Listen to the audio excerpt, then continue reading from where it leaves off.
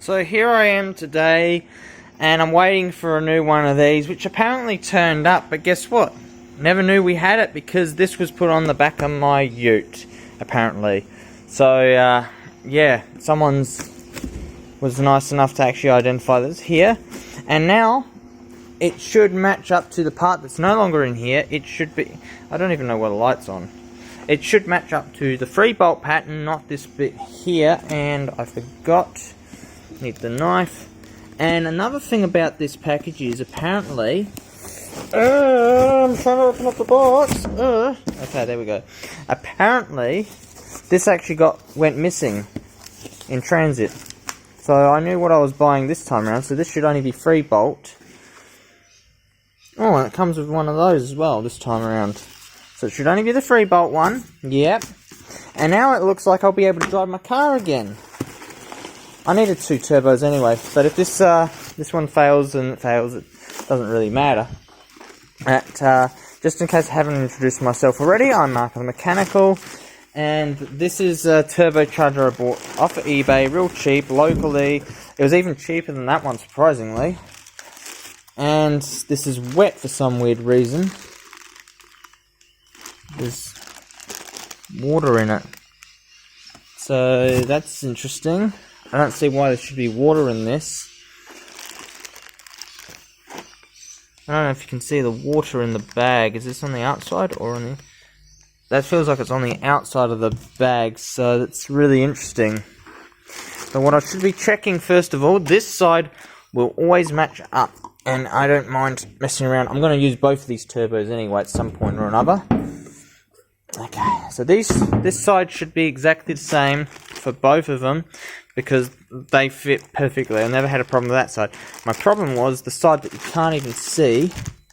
Like, that's not the problem. That part will be the same as this part here. So you can see that part there. And the same. Okay, that should be right. Now the problem is you can't even see, but this is going to be a lot different over here to this one. So now I've got to somehow put my camera down and hopefully be filming at the same time. So I know how I'm going to do this. I'll use this to hold it up as best I can, hopefully. Or even worse, just, you know, block off any chance of recording anything. So I'm going to grab the knife quickly and cut open this next bit. I'm going to inform them that, hey, the part arrived, and I'm actually glad that this one was in Australia, and say, yep, thank you for having this part on hand.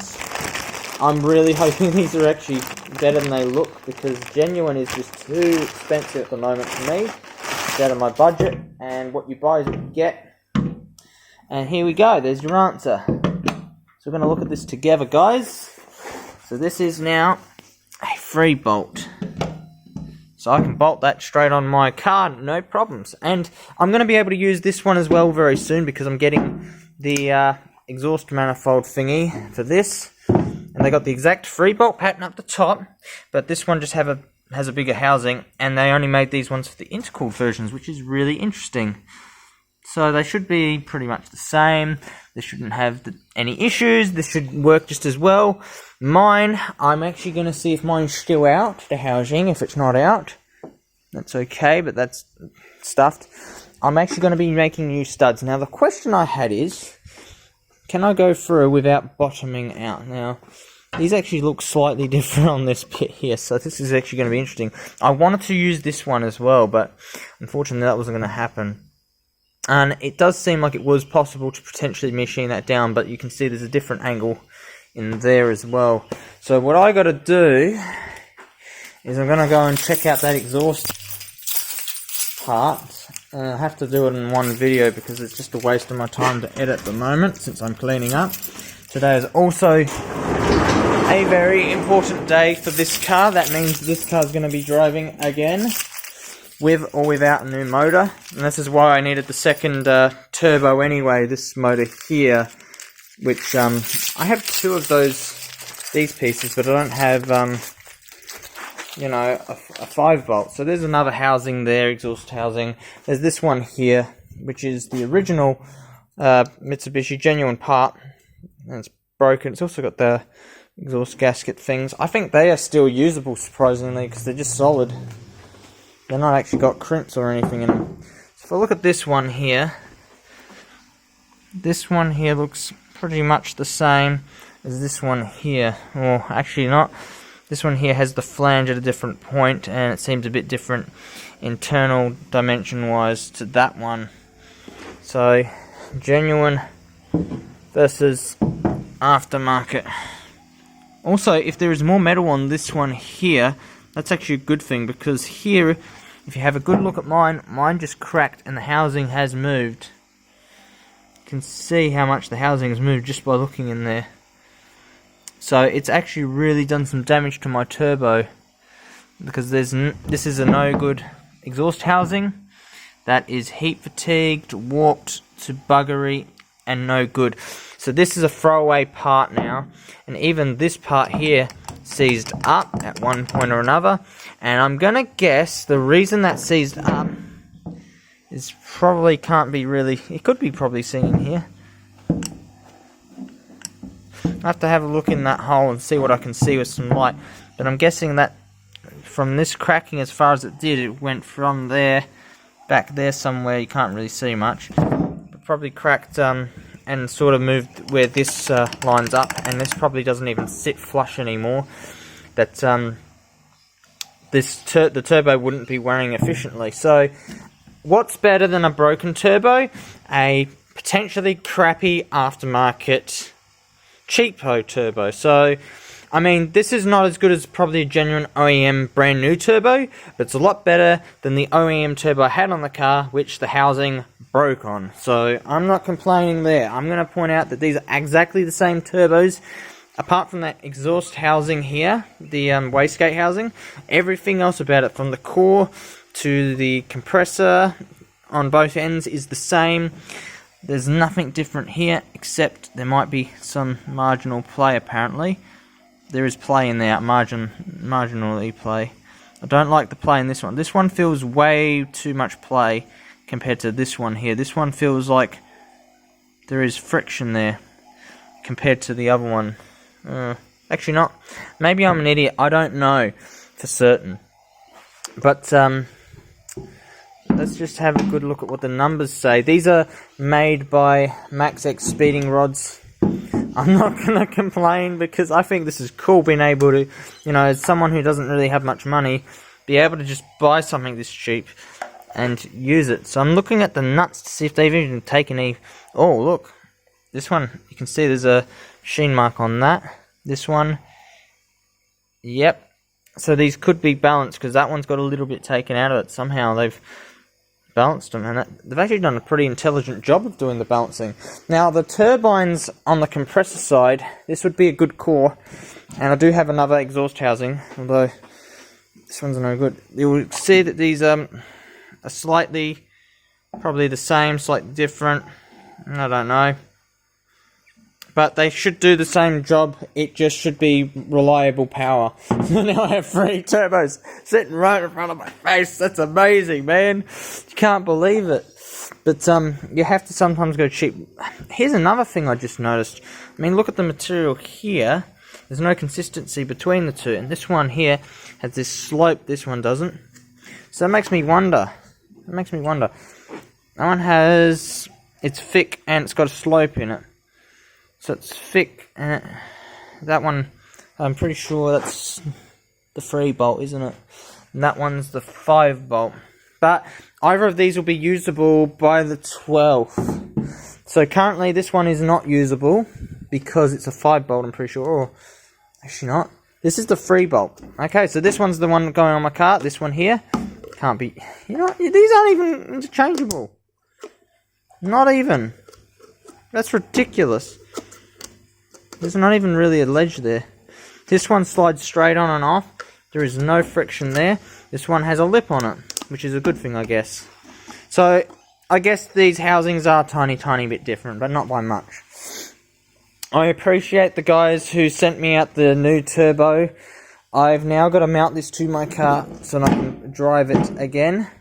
because I need my car. And what I've got to do, I'm going to put a process to you guys, in case you're not wondering, how the heck am I going to set this all up?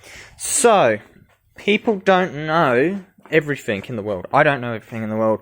But it doesn't come with like a syringe of oil. So, I'm going to show you something that we can't get any more of. It's, you know, a redundant thing. It's been tested by my dad. They've done a bunch of stupid things with it. Apparently a guy put just, you know, this stuff in his motor and drove across 6,000 kilometers with no oil in his engine. And this is painted in ingredients reduce damaging engine. So I'm going to put this in my engine turbo a little bit just to make sure it's not going to wear out, like as if I was syringing this in.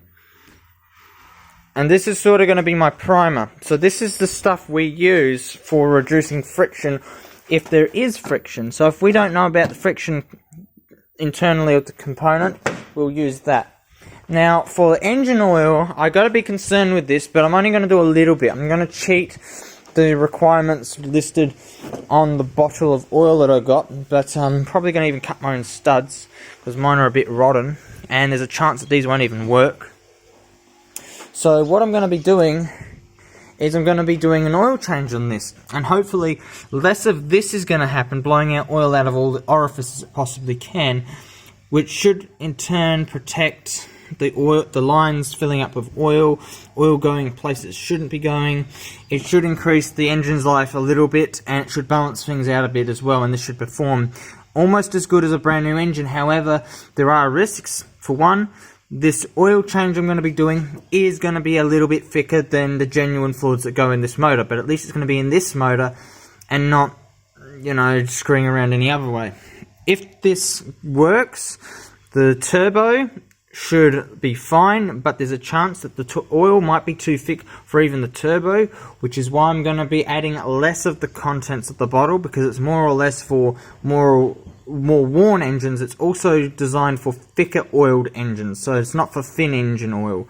It's designed to go with thicker stuff. The concern was that it being so thick, it might take too long to get through all the components. However, the good side is it will reduce wear and tear, and it'll make the thing last longer. And they've proven that it's 4 times longer. Yeah, when an engine is out of oil, the thing will last 4 times longer. The other good perk is it will reduce engine wear considerably for startup, which is a good thing because the oil doesn't leave the system, and it will reduce friction. The bad news is it does increase friction, but it's oil friction, and this will increase the temperature of the engine by about 10 to 20 degrees operating temp. I have to put some coolant in this and hopefully have no more problems. I'm probably going to blow more head gaskets, I have no idea. But I got this other engine here that I've got to save up and finish. What else? I might put the fan on now, I might put it on later. I have no idea what I'm thinking, but because I got the new turbo, I'm going to be throwing this sucker on, even though it's broken as heck. I want to get some new ones of these, and this one here is floppy. I can't actually use this one, even though it's not floppy, because it's just too high compression spring. I can't push it out, so that's a bad idea. This has to go on as well. I can't really think of much else, guys, other than, oh, look at this. This is all the parts that Dad's been working with. So he's working on his milling head to put on this machine. We're going to get into that eventually. But it's nice to show you guys around and see where things are at. But I only just got the turbo. I didn't even realise it was here. I've also got to go shopping, so that's another thing. And I'm already lost. I'm not sure where I am right now, on what I'm doing or anything. I'm actually checking to see if those dowels are over here or not, because there's meant to be dowels that go in the block of the engine here. No.